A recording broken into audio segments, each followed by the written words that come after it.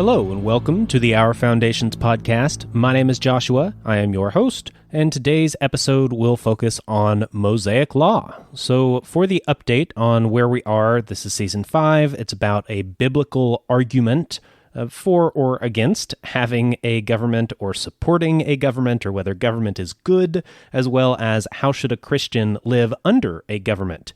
How should a Christian what should that relationship be between the Christian and the state?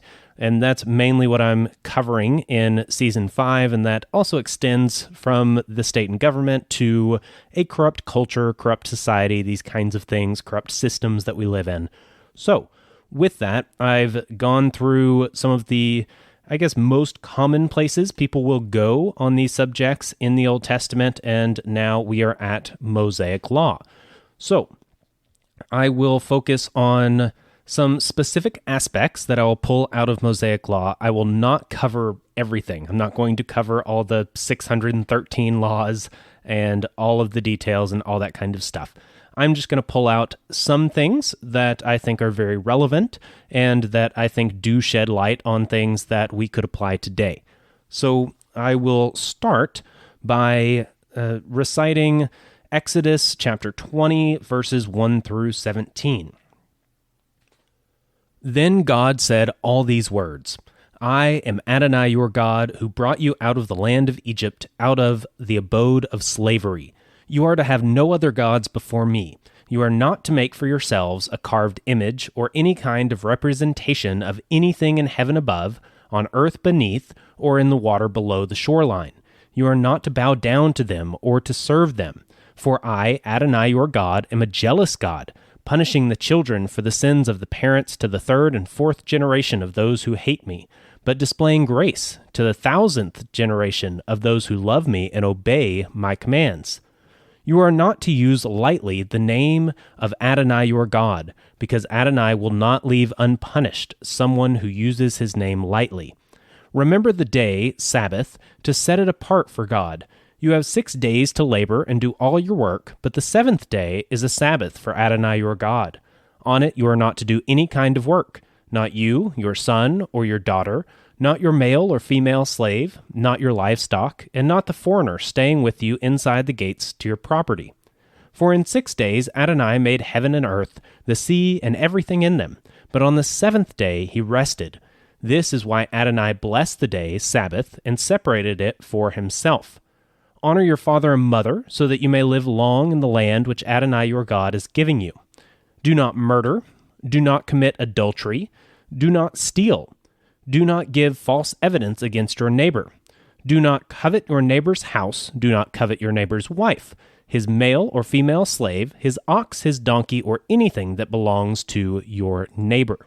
So, for a brief overview of this, the law consists of the 10 words, which would be the 10 commandments, or the Decalogue, and 613 further laws that build out upon these principles further. Together, they state God's principles of justice, governance, and societal organization for both individuals and the body politic.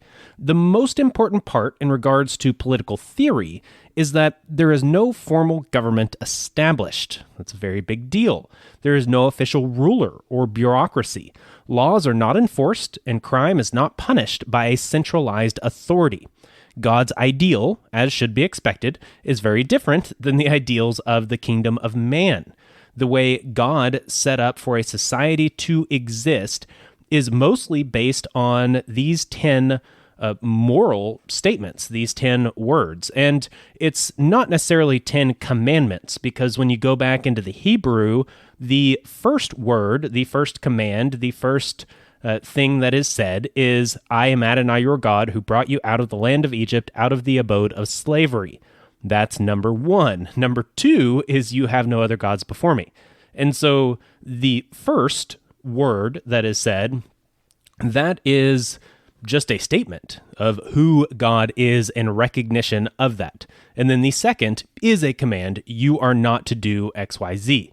And it proceeds from that, you are to do this, you are not to do that, you are to do this, you are not to do that.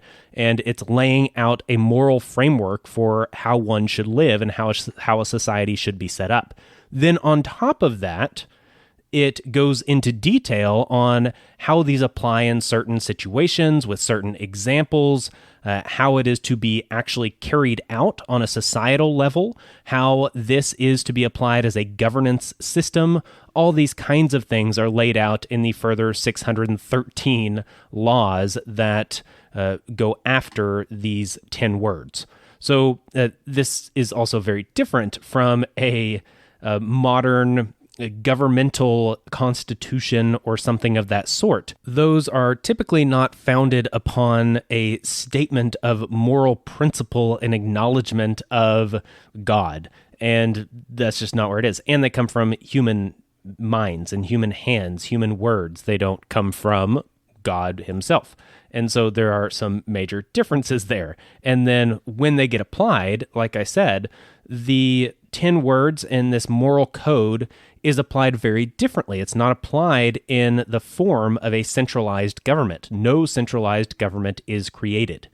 Now, the first 5 statements of the Decalogue reference God and man relations, so man's relation to God. The second half references man-to-man relations, so how should a person relate to another person? The following 613 commands refer to both. These commands are given directly by God, as recorded in Exodus 20, and then are restated and elaborated upon again in Deuteronomy 5. This is when Moses gives his Sermon on the Mount of sorts before the people enter the Promised Land. And Yeshua later, recorded in Matthew 5 through 7, gives his Sermon on the Mount and elaborates on the same principles and commands himself. Yeshua's teaching will be addressed later and refer to the application of these principles under the structure of the current kingdom of God, which is different than the structure of the nation of Israel, the Hebrews as a people group.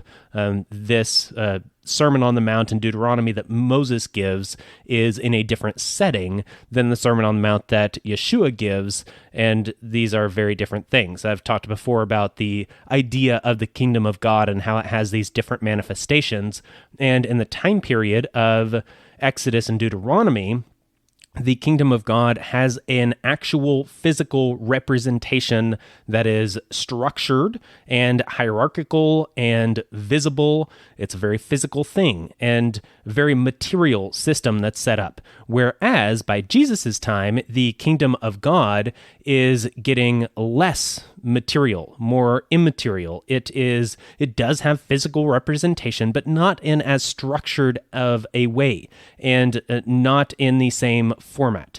And so there are different contexts between the two, but they are both elaborating on these 10 words. All of it goes back to these 10 things that God says very directly.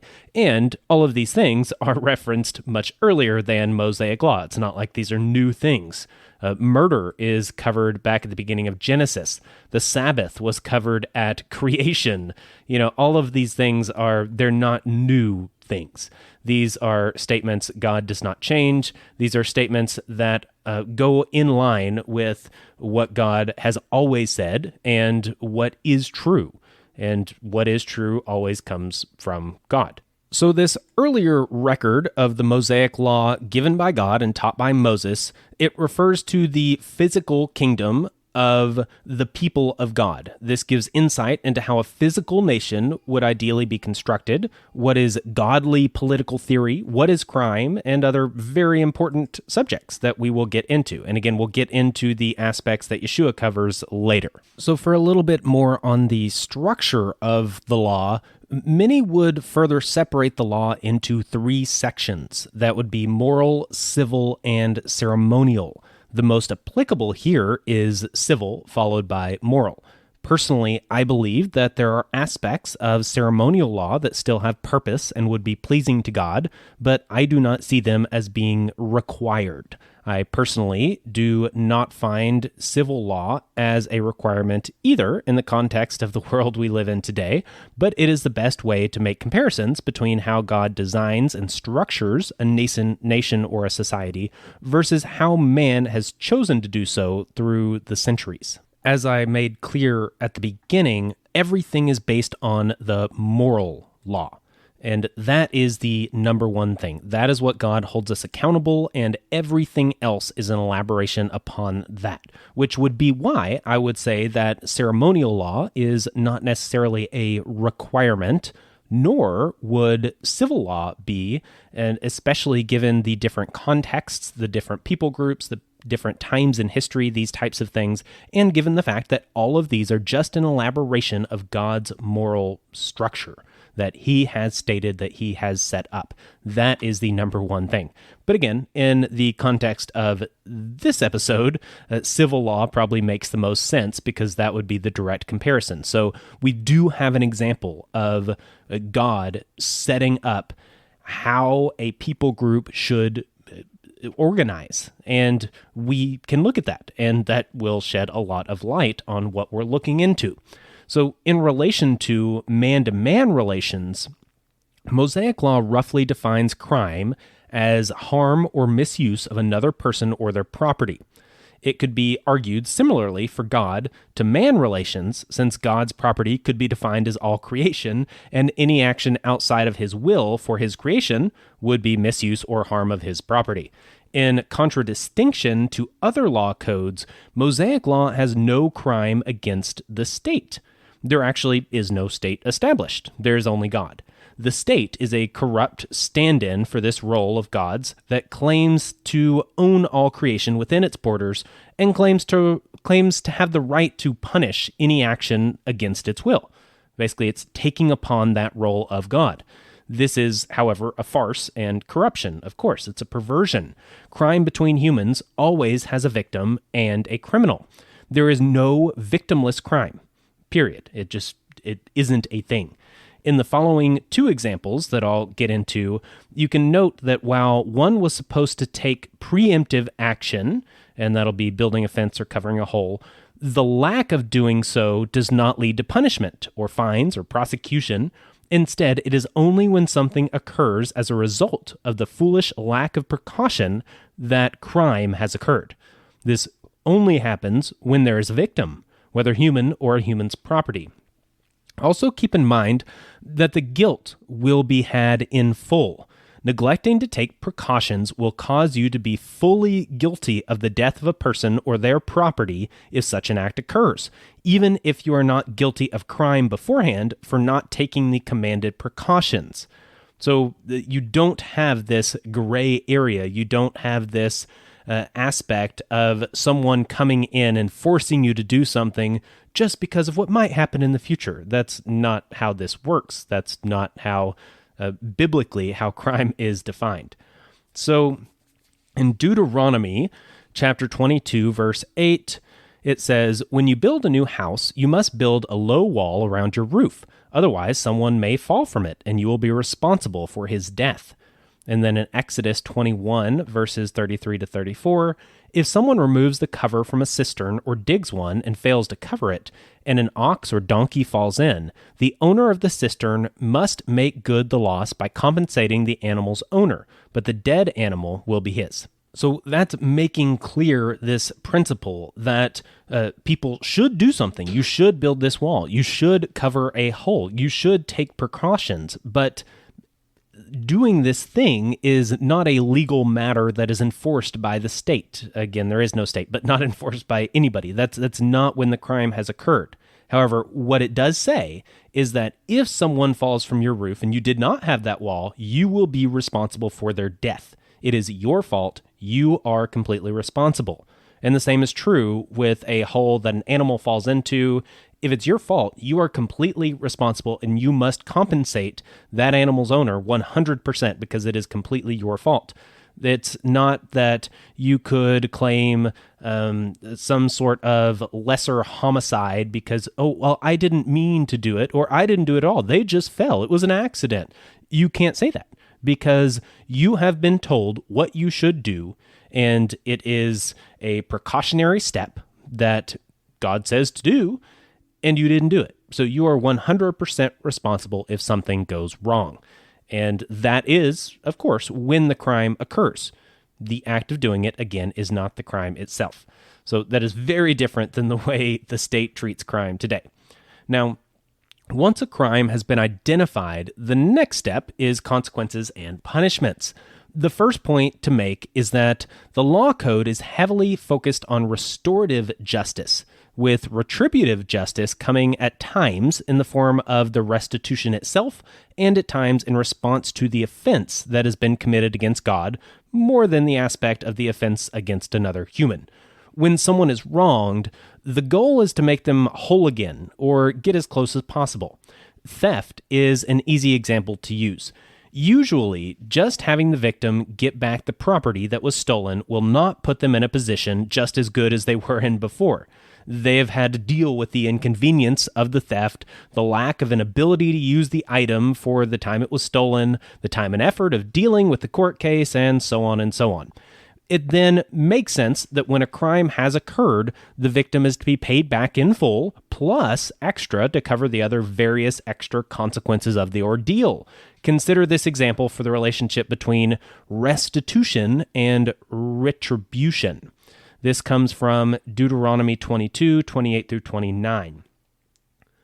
If a man comes upon a girl who is a virgin, but who is not engaged, and he grabs her and has sexual relations with her, and they are caught in the act, then the man who had intercourse with her must give the girl's father 1.25 pounds of silver shekels, and she will become his wife, because he humiliated her. He may not divorce her as long as he lives. A lot of people would look at that law and think that there is something majorly wrong with that. And in a way, there is, at least in the context of our modern culture. But this was not given in the context of our modern culture. Again, what I always go back to is that the 10 words are the foundation of everything. That is the main thing. That is the thing that applies, that always has applied, and always will apply. The civil aspect, as well as the ceremonial aspects, those are given in context. And so many people take that to different degrees, but just keep that in mind, that those are given in specific contexts. And this is one of those things. This would be part of the civil part of the law. So there's much more to focus on the restorative function of law than punishment of the criminal. In relation to the rest of the law, it is likely that the man deserves death for his act. However, this would result in the woman being much worse off in the end, especially in the culture of this setting, in this context. Having the man pay for his crime in money, time, and commitment is the punishment chosen, not because it is the most fitting for him, although it may just be, but because it is the most restorative for all involved. The woman's parents get the dowry they deserve, the woman gets the security she deserves, and the man is bound to his punishment for life. Not only getting punishment he deserves, but also creating the possibility for forgiveness and love to take place at some point in the future. Again, restoration is always the main focus. Another big difference between this law code and others of its time and ours is who carries out the functions of retribution. When retribution is called for and a punishment is to be carried out, this role is to be taken up by the kinsman redeemer, which would be the closest male blood relative in general. This serves multiple functions. First, it alleviates the need for an institutionalized, centralized police force or some equivalent of that. Second, it puts the responsibility of punishment on the individual demanding it. This is similar to how stoning for crimes against God was often to be carried out with the whole town involved, everyone casting a stone themselves, and the accuser is supposed to cast the first stone. So you can't just accuse someone of doing something or convict someone of a crime and not then also take a part in that punishment. That is something that you must be completely convicted about because you are the one then carrying it out afterwards. This dynamic puts the responsibility of the punishment and the responsibility for any misplaced punishment on the individual accusers without allowing them to subcontract this duty out to the state or other disconnected individuals. It just doesn't have that option. It's not there in Mosaic Law. So finally, having the kinsman redeemer responsible for carrying out punishment gives an opportunity for true and just forgiveness. No one else has the right to forgive a criminal other than the victims. Again, think of what crime is. It always has a victim, and there always is a criminal. No one else has the right to punish them either. No one can forgive the criminal. No one can punish the criminal other than God and the victim, or the representatives of the victim. The choice is up to the victimized party, which is typically represented by the kinsman redeemer. It may seem that capital punishment was mandatory, but that would more be the case if the law was followed strictly by an institutionalized party with the sole purpose of carrying it out. A government of sorts, with its only job being to carry out a law code. The, quote, I was just following orders, or the, quote, I didn't write the laws, I just enforced them. Those excuses would be relevant in the case of a state or centralized institution. By regulating the carrying out of punishment to a specific vested individual, the matter becomes much more than a rote bureaucratic function, and instead becomes focused on individual human action and responsibility. God gives a few examples of himself in the stories of Cain and Abel, as well as the adulterous woman and Yeshua. So we have Old Testament, New Testament. I tried to draw some relevant examples from both. So by God's own dictates, Cain deserves death for murdering his brother, blood for blood. And again, God doesn't change. It's not that this wasn't the case back then because he didn't say it yet. No, it's always, the 10 words have always been the foundation of all human action and always will be, period. That is God's standard. So yes, it still applied for Cain and Abel. However, not only did God not carry out this just sentence of death, he prevented any other human from doing so too, in seeming contradiction to the Noahide law of whoever sheds human blood, by a human being will his blood be shed, from Genesis 9:6. Although Noahide law was chronologically after Cain's case, God never changes, and his judgments of what is just and deserved does not change either. For a chronologically later example, when Yeshua met the adulterous woman in John 8, it is clear that the proper punishment according to the law for her action was death. Yeshua, however, does not condemn her to this punishment. He even prevents others from doing so too. The woman is forgiven and allowed to walk free. Does that sound familiar? Yes, it's the same thing. God does not change. What a shock. And so the law concerning punishment, these ones are often in place to prohibit vengeance and excessive retribution while acting as a deterrent for the would-be criminal as well. So it serves many different functions here. It is not a mandate for proportional revenge, but rather a boundary to say you may administer just punishment to the criminal if you have the right to, but the punishment must fit the crime. No more than an eye for an eye, a tooth for a tooth, with no further punishment out of anger and revenge. That's the restriction that this law code creates. This law code was to codify true justice by God's standards and act as a working out example of this to all other peoples. Again, this is the physical representation of God's kingdom. Most other nations escalated punishment so that even a minor crime resulted in drastic punishment, often dismemberment or death. So, for example, if you stole something, they would cut off your hand. That is not eye for eye, tooth for tooth. That is not a fair punishment for the crime. The punishment doesn't fit the crime. It does carry out some of these other aspects that Mosaic Law does too, as a deterrent in these kinds of things. But again, it's a very different system because it's based on a different morality, because it's all based on the 10 words and others are not. So just the decentralized nature of the legal system alone helped prevent abuse of power and corruption. Some of the only institutionalized aspects were the cities of refuge, which weren't involved in the normal legal process, but were rather in existence as a place of safety and appeal to limit fraud, corruption, incorrect judgment, etc.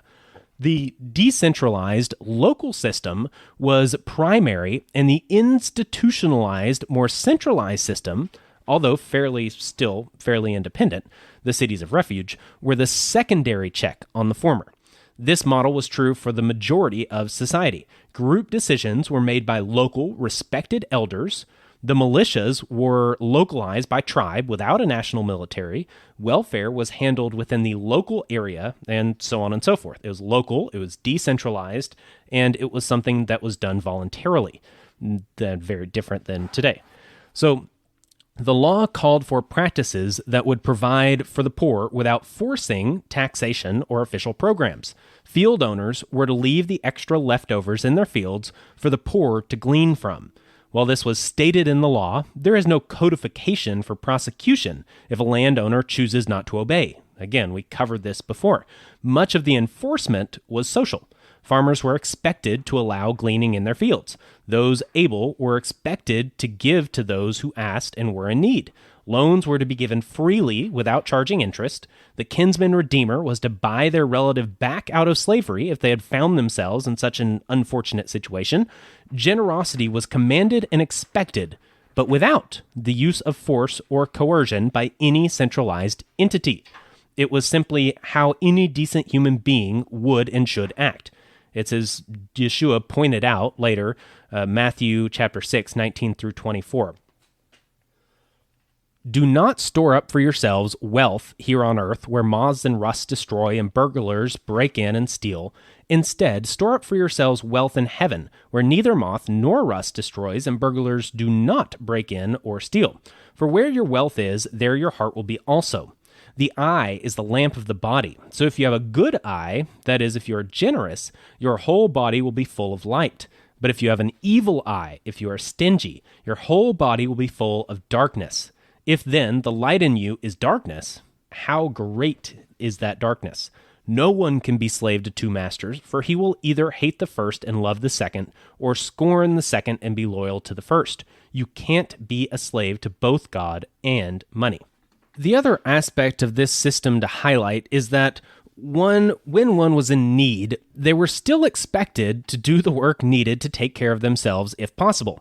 Beggars in the street were often crippled or disabled, or were often given money directly, but those who gleaned had to go out into the fields themselves, harvest themselves, make the food themselves, and do anything else necessary. They had access to food and necessities, but they were expected to do any of the work necessary to attain them without burdening the farmer or anyone else. Again, the beggars in the streets were typically crippled and not able to do these things. That's why they were beggars, and those were the only people that should be beggars. So the law didn't force people to give to the poor. It didn't even force people to allow access to necessities by the poor, but it did say that people should do so. And it's kind of like the precautions of building a wall in your roof or covering a hole, these kinds of things. It wasn't that those were aspects that were enforced by a centralized entity, but they were things that you were to do. They were things that God said to do, period. There were times that taxation of a sort was necessary to fund large projects. However, there's no provision in Mosaic Law for taxation. There wasn't even a central person or body to collect funds and distribute them in a formal manner. It didn't exist. There was no king or bureaucracy for this collection, nor was there a need to fund these institutions because they didn't exist. Funding society-wide projects was therefore voluntary. Charity was mentioned earlier and was voluntary. The court system was not a tax-funded formal institution, but rather each community had respected elders that voluntarily heard disputes. And then again, you go to the city of refuge if the decision was not something that you agreed with. The priests were the most formal and official bureaucracy established. They were, however, paid in kind for their services, being allowed to keep portions of the sacrifices. They also received voluntary tithes from the people for their services and were given land within the various tribes to live in. The funding of the temple gives a good example of how large projects for the good of the whole society were voluntarily funded. This would come from Exodus chapter 35, verses 4 through 5, 20 through 22, and 29. Had to chop it up for the relevant parts here. So Moses said to the whole community of the people of Israel, Here is what Adonai has ordered.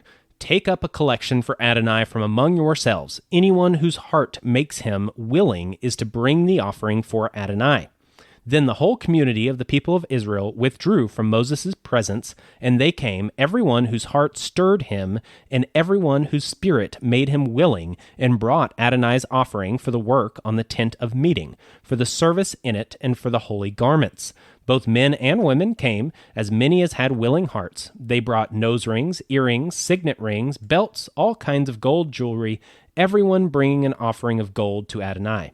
Thus every man and woman of the people of Israel whose heart impelled him to contribute to any of the work Adonai had ordered through Moses brought it to Adonai as a voluntary offering.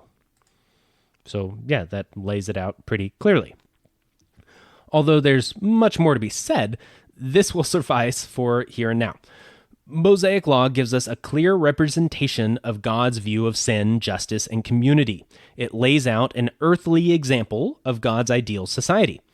In its ideal manifestation, the punishments and restitution would be rarely used, but unfortunately, humans are weak and sinful, and this clear and strict law code was needed to keep man's rebellion of God in check. It also shows the severity of sinful behavior and limits the effects of this unavoidable issue.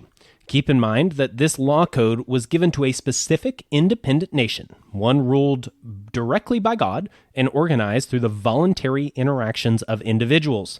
Only when an individual's rights were violated or a sin egregious to God was committed did any use of force or conflict come into play. Anyone could leave the nation and anyone could enter, provided that any members committed to follow the law and submit to the God of Israel. That's what you had to do to be a member of this nation. Israelites were held to the standards of the law regardless of what lands they were in, and foreigners were held to obedience of the law while they were within the land. Visitors were also afforded the protections and benefits provided by the law. Mosaic Law was in the same form of other law codes for the day and stands as a clear earthly representation of God's version of codified rules for society. While all nations are judged according to God's justice, and therefore by the principles of Mosaic Law, this law was not to be forced on others or spread through imperial ambition. It was to be used and followed to form a city on a hill that all would see and look up to and emulate. That was the point of the law. And like I said, it was in the format of other law codes of that time. If you look at the other ancient law codes that we have, there's a certain format for that, an order to that, an organization of them, and Mosaic Law falls right in line with those things. It is an example of how a society should structure a codified law code. And that's what it did. It was this example, this physical, material example of how God said a society should be structured, how people should live, how they should treat each other, these types of things. And again, just keep in mind that this is God himself showing people how a society should operate, and there is no state. There is no centralized institution. There is no government. There is no police force. There's no national military. There's none of this stuff. There's no king. There's no nothing. So I will give the caveat that, yes, there are places where God does dictate how a king should act. However, as God makes very clear that we will handle later, God specifically says that having a king is a rejection of himself. It's kind of like the slavery example is the one I usually go to. It's not that God says slavery is a good thing and the ideal, but when slavery exists, God does say that there are limits to how that should function. And it would be similar to how I've described this aspect of capital punishment and retribution, these types of things, that God does lay out what justice is. And justice at times is the death penalty. Justice is something that God clearly defines, and Mosaic Law is probably the most clear tool he uses to show what justice, true justice, is. However, God himself Yeshua himself, they do choose mercy many times. They also choose to carry out the retribution and the punishment of true justice at times. They choose both. And so I do not claim that, and I don't think you should either, that we know the best times to use each aspect, but I would say that it is very clear that both do apply. Now, for me personally, if I know that there are times when God would say to show mercy, and there are times when God chooses to punish, and I am not God and have no way of knowing which is which at any given point in time, I will always err on the side of mercy, because that is the main principle that Yeshua teaches, that God teaches. It's love. Everything is based on love. You could narrow down the 10 words to love the Lord your God with all your heart, mind, and soul, and love your neighbor as yourself. You can shorten these things down so much. So you could go from the 613 laws all the way down to these 10 words, all the way down to this single statement with 2 actions. And you could narrow all that down to one word, love. So it's this thing that is, I guess it's fractal in nature in many ways, but that really does kind of wrap up what I really wanted to cover for Mosaic Law. Again, I could get into a lot of these various laws and how they applied and why they were the way that they were, given the culture that they were manifested in, all of these types of things, but that's not really what I'm doing here. That would be an entire season itself of just Mosaic Law. So you can deal with this shorter version. I think it is a good one. So we will stop there, and I will get into Judges next episode. So Judges, that seems to be a time period when people didn't have a king and they did what was right in their own eyes. Hey, look, anarchy. How does that work? Not so well. And so in a way, that is true. In a way, that is not. I will do that one, and then I might, depending on how long that takes, and I don't think it'll take that long, so I am hoping that I can then also get into the kings of Israel. So maybe I can do a short time on both of these things, and they would make a very good comparison study between the two, where you look at Judges, a time period when there was no king, then you look at the kings of Israel, the time period when there was kings, and kind of compare the two and look at the different aspects and these types of things. So I do think that's what I'll do. That's at least my plan. We'll see how long it takes. And then after that, we've got Daniel and Daniel's prophecy, and then God's use of nations and his view of how a nation should act, these types of things, how he judges nations. And that'll wrap up the Old Testament kind of overview of these highlighted aspects. So if there is anything else that I have not mentioned and that I didn't say I'm about to cover in the next few episodes, then please do reach out. If there's something else Old Testament that you definitely want me to cover, then let me know and I can try to work that in. I know there's all kinds of things we could cover, but I think these are the most important, these are the most common, these are the most clear, and so that's why I'm trying to go over these first before we really get into a more specific study, more commentary style, getting into the book of Matthew and some other stuff. So that's where we are, that's where we're going. Thank you very much for listening. Thank you for the supporters of the show, mainly on Patreon, but I also have the Subscribe Star option or cryptocurrency options. Thank you very much for financially supporting the show. That's how I pay for the hosting fees and all the random little things that I have to pay for to do this show. So thank you very much. If anybody else is interested in supporting the show, please do go to patreon.com/ourfoundations, I believe. The link will be in the show notes, so you can find it there, or you can send crypto or do whatever you want to do. But if you do want to support, that would be greatly appreciated. There's even some perks if you do it on Patreon or Subscribestar. You can reach out to me directly if you do it another way and still want those perks of you get a free piece of merchandise and a request and these types of things. So if you're interested, do that. If you would like to support in other ways, you can leave a rating, you can leave a review, you can send me an email and give me some feedback, all different kinds of ways of supporting the show. You could tell someone else about it. Lots of different things. Make a post on social media. Follow me on Twitter at Our Foundations PC. lots of different options. But I will leave that to you to do as you see fit, and I will be back next time. Until then, I'm out. Peace. This has been our Foundations podcast. Goodbye. Thank you for listening. Goodbye. Bye-bye.